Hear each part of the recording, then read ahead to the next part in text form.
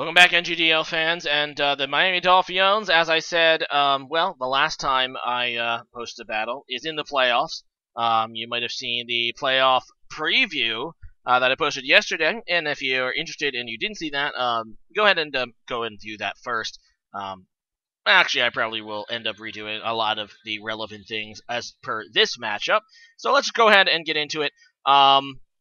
Yeah, so we made the playoffs in the Kanto Conference, the final wild card, so we're the lowest seeded team in our conference. Our first opponent is going to be the St. Louis Fletchinders, which finished the first team in our conference at 12-4, finishing just above the 12-4 Novato Neuverns, who won our division, as you might recall. The St. Louis Fletchinders is coached by Quilliams23, an excellent battler, and he has proven it in the regular season with his 12-4 finish. We did beat him earlier in the season, in one of the first battles, we had transacted for Arceus.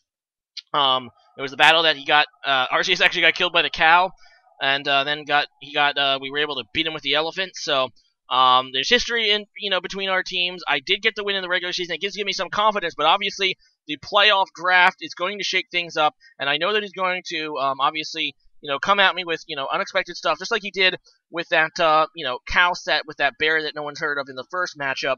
It's it's Quilliams23. He's going to be very, very competitive, and I'm just kind of glad to be here. I was super nervous the last few weeks in the regular season. Now I'm just kind of chill. I'm going to this battle kind of like, if I lose, then I lose. I made it to the playoffs again. I really like to win. I have some confidence, but obviously it's going to be a really challenging opponent here with Quilliams23 looking to get his first chip.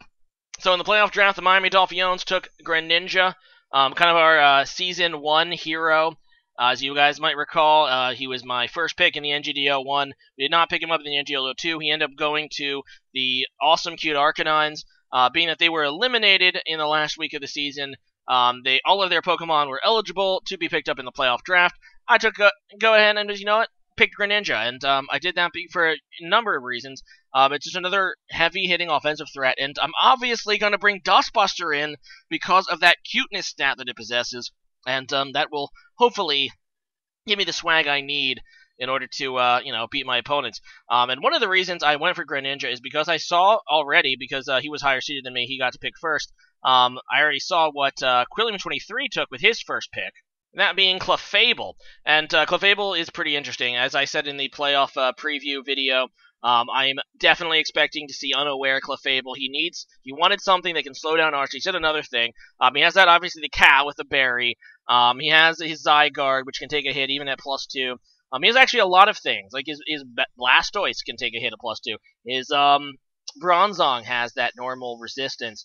And he also took Virizion, which doesn't have the physical defense, but it has that fighting typing that will obviously allow him to OAKO Arceus, as well as special defense. He obviously took Virizion because he made a second pick after I made my pick. He took Virizion because obviously it has a very, very, very good special defense stat. He's hoping to slow down Greninja with that pick. So, and it's just an all-around good pick. It kind of, he was worried about probably Arceus, and he was worried about Greninja as far as my team goes. So he took the Pokemon that was super effective against both. So, yeah, his team is obviously very scary. Of course, you have that Vectini. He was using Z-Celebrate a lot earlier in the season. He was using, obviously, physical sets with Z-Create and, Choice Scarf. That's what he used against me in the first game. This is a very, very, very good team, as, evidenced by their record, and them finishing number 1 in our conference, the more competitive conference in the league. So I have my work cut out for me going into this game. I'm hoping just for a good game, to be honest. I would love to win. I really want to see the Miami Dolphiones as, season champs, but this is going to be a hard opponent, so let's go ahead and get into it. So there's the teams. Right off the bat, going to his team, no Victini, which I did not in my wildest dreams expect. Instead, he's going to bring Scolipede this time, and obviously bring his 2 playoff draft Pokemon. I am not bringing Furret, being that it's sleeping in the sock drawer at the moment, but it's okay. Dustbuster is doing his job on the sidelines. So, anyway, I'm going to go ahead and lead with my Thundurus. He's going to go ahead and lead with Freight Train here, his Scolipede. So right off the bat, really strong offensive presence for him. Now, this is going to be a Specs Thundurus, and he doesn't actually need this Protect to outspeed me, but obviously he's worried about Scarf Thundurus.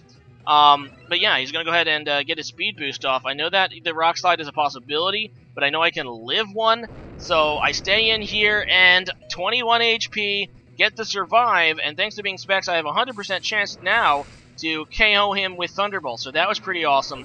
Scolipede, obviously, if it's a moveset with Rock Slide, Mega Horn, and what was the other move I was worried about? There was another one, Aqua Tail. That's what I expected his last move to be, Aqua Tail. But yeah, that makes me feel really confident, you know, getting rid of that thing, because obviously it could have done a lot of damage. So in comes his Virizion, and it's going to outspeed me. It doesn't necessarily mean it's Scarf, but I'm kind of thinking it's Scarf because most Virizions are not going to run max speed, being that, you know, they're more, you know, defensive usually. So I'm kind of assuming it's Scarfed. It doesn't necessarily have to be, though. It could be just max speed. So I'm going to go into my Uxie. I'm just going to go ahead and set up Stealth Rocks. He's going to make a very wise play going straight into his Blastoise, because this thing does have Rapid Spin. Surprisingly, he's not going to go ahead and bring Mega Blastoise, because it's not Mega Evolving. It ends up being Leftovers, as you might see later. So, very interesting. He's going to bring more of a defensive Blastoise, so he didn't feel like he needed the Mega. He would rather have the Leftovers Recovery. So I'm going to go ahead and try to set up screens. I do see that he has the Toxic, which kind of blows, and obviously he's going to go ahead and Rapid Spin now. And I do have the Heal Bell this time on Uxie, because I knew that he was going to go ahead and try to bring Toxic to slow down Arceus and a lot of my other bulkier Pokemon. But unfortunately, I'm kind of in a weird situation here, because he's probably going to try to Toxic on the Switch, which he does, knowing that I don't have any Pokemon immune to the Toxic. And he just, anything on my team, he would like to get Toxic poisoned. So I can't just sit here and Heal Bell, so being that Heal Bell only has 8 PP max, so he's going to go to Araquanid. I know he's going to Toxic on the Switch, or this thing's going to get Toxic poisoned, but I want to get the Toxic off on this Blastoise as well, because then I can maybe go back into my Uxie, force this guy to switch out at the very least, because he has the Toxic poison, he's going to have to switch out, and my Uxie can obviously just go for the Heal Bell. So I'm going to go ahead and get the Toxic on this guy, and yeah, so that thing is poisoned now, and that's going to help a little bit, and I'm going to go right back to my Uxie, knowing that I can take pretty much whatever this Blastoise does, especially since I have screens up still. I mean, it was kind of, you know, annoying that I set up screens and then I'm not really able to make use of them, but whatever. So in comes his Miltank, and I'm expecting this thing to also kind of do what I want to do. I kind of expect him to Heal Bell with this guy and also Stealth Rock, and indeed he does end up going for the Stealth Rock as I go for the Heal Bell. And here, wait, do we want to go for the? No, I go for the Stealth Rocks first as well. So we both Stealth Rock, so we both have rocks on each other's team. I'm expecting him to Heal Bell. I'm going to go ahead and Heal Bell as well. He ends up, though, just going for the Seismic Toss. He ends up not having Heal Bell on this Miltank, which is pretty awesome. I'm kind of expecting the same Miltank maybe from last time. You know, the one with the counter and the freaking berry that lowers all normal moves. So I'm kind of have to be wary of that. So I'm just going to go into Araquanid, and this was actually a bad play. I should have counted this better, because I cannot live 2 Seismic Tosses after this, and Miltank is actually surprisingly fast, so it's going to be able to outspeed my Araquanid, and there goes my Reflect. And this was just dumb. I don't know if I forgot about Stealth Rocks or what, but yeah, Araquanid cannot take that, and it just goes down, so that is for naught. But I do get my switch into Arceus, and I'm kind of expecting a Toxic, so I'm going to go for the sub, because that's what he did last time. And indeed, he goes for the Toxic. That's great. That's a free sub for me. And Arceus is going to have some problem sweeping here with his Clefable and his Zygarde, but what I can do is just go for the Extreme Sweep right now. I just want to see if he has the berry, you know, that he used last time that lowers all normal moves. So I just want to get rid of that berry if it is the case. And as you can see, I actually made a mistake in my EV spread with his Arceus. I really should have made it 201 HP, because that would have allowed me to live a Seismic Toss, and as soon as I realized, oh crap, alright, this guy is Seismic Toss, why did I EV it to have 201 HP? So that was just a huge mistake for me, by the way. So that really sucks, because now he can obviously, you know, kill my sub with Seismic Toss. But I can get a Swords Dance off. I know he doesn't have the berry. What I saw the first time, I did some decent damage. I'm thinking maybe I can kill him at +2. It's a risk, but I'm just going to go for it, and I do take this cow out, so goodbye, no cow-killing god today, get out of here. Now here I'm kind of worried about Zygarde maybe coming in, forcing me to switch, but instead he goes into Clefable, and I'm like, okay, I did bring the Iron Head for this. There's the Stealth Rock, so it confirms the fact that he's going to be unaware. And I look at that Iron Head damage, I'm like, that is not max defense, max HP. That is amazing for me. That is good, and he ends up saying that was still max damage for a spread. He said he ended up bringing, I think, 188 defense EVs and 140-something HP EVs. So he's still very, very bulky, as you might expect, because he wants this thing to slow down Arceus. And here's going to go for the Protect because I kind of expected him to bring a Wish Staller. At the same time, I thought, maybe he soft-boiled here, but he ends up protecting, so he is a Wish Protector, and that gives me the second sub here, and I'm hoping to KO here with Iron Head, and I do. So I got really 2 max damage hits. Obviously, that was in my favor there. Looking at the, damage, it was like 47 to 52%. The Stealth Rocks did help me a bit there. However, that was some max damage. I think I would have still won that matchup overall anyway because Ironhead would have eventually flinched. But yeah, now Arceus off to the races. He actually said to me in the chat, GG to me at this point. Originally, I was going to just hit this thing, because I think this thing will have Roar.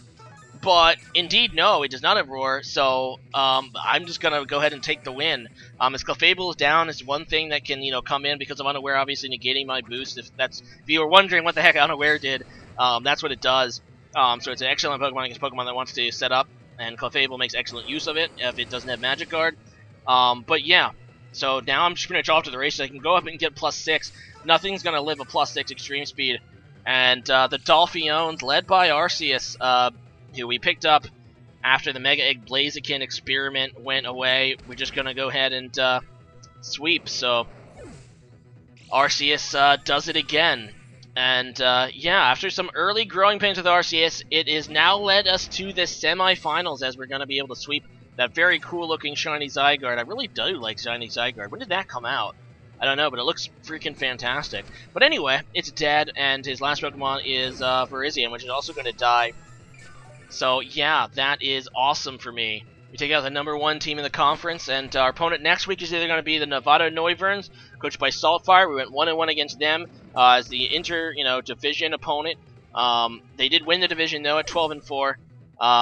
And their opponent this week is the Ninos Pequeños. So if the Ninos Pequeños are able to knock off Saltfire, we're about to face them, and they're like the one team in the conference we haven't played. There's one team in each conference, just the way the schedule unfolded that you don't play. And the Ninos Pequeños is the one that I didn't play, and he went for 10-6. So no matter what, we're gonna have a very interesting matchup next week. We're gonna have the tiebreaker match against Saltfire.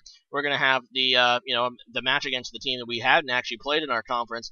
So definitely a lot of interesting possibilities, both possibilities interesting, going into the semifinals. So this was the point that I got eliminated last season, I should say, against Fat Jesus. But this season, we're doing great. And mind you, Greninja did not come out, so Dustbuster is still tied for the best pick I made in the playoff draft. So I'm just saying that. I'm just, pointing that out. Dustbuster was an excellent pick. I mean, it was just as good as Greninja anyway, at least so far. So now something we have to do, determine or choose before next week is our Battle Factory swap. So there's no transactions during the playoffs. However, when you defeat an opponent, we can do a Battle Factory swap. So similar to Battle Factory, I can swap one of my Pokemon for his. Now, I still can go over the cap, so pretty much I have to do a tier-for-tier transaction because I don't really have cap room. So the immediate, obviously, the immediate Pokemon you would say, oh my gosh, let's go ahead and get them, would be like Victini or Zygarde, or heck, his, Clefable. But that would require, any of those would require me to get rid of either my Arceus, which is obviously no, or Greninja, which, no, I'd rather have Greninja. So, looking at the other Pokemon on his team, I'm thinking about maybe Bronzong. I haven't made a 100% choice, but Bronzong is a strong possibility because I would like another Pokemon with Stealth Rocks, which wouldn't force me to run it on Uxie or bring Donphan. But obviously that would either require me to get rid of Uxie or Donphan at a minimum. So, but it would also give me a Steel type, which I don't have currently. And a Steel type would be kind of useful for me defensively. I'm probably going to go ahead and see which of my two opponents are going, which of my opponent's going to be before making my decision.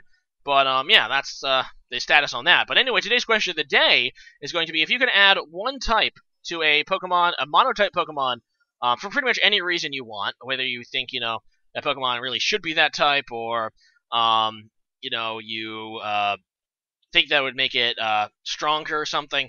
What would it be? And as for me, I'm gonna go ahead and say I'm gonna say two Pokemon here. I'm gonna go with Laurantis because, for God's sakes, it's clearly a bug. It should be a grass bug. I know. We already have a grass bug in Leavenny, and it's a really bad type, but it is clearly a freaking bug. I mean, it's a freaking mantis. It's in its name. And the other one is another Pokemon that it should have the grass type. Well, I guess that one should have bug typing, but this one is another Pokemon that should have a type, and that is the entire freaking Florges line, which is clearly, a flower merged with a fairy thing, and flowers are plants, so it should be grass fairy. And I know that would also give it, some weaknesses, like expert weakness to poison, which would not be good, but it would just make sense. So yeah, those are my, that's my rant for now. Anyway, it feels great to advance to the semifinals. Thanks for watching, and yeah, thankfully see you guys again next time. Later.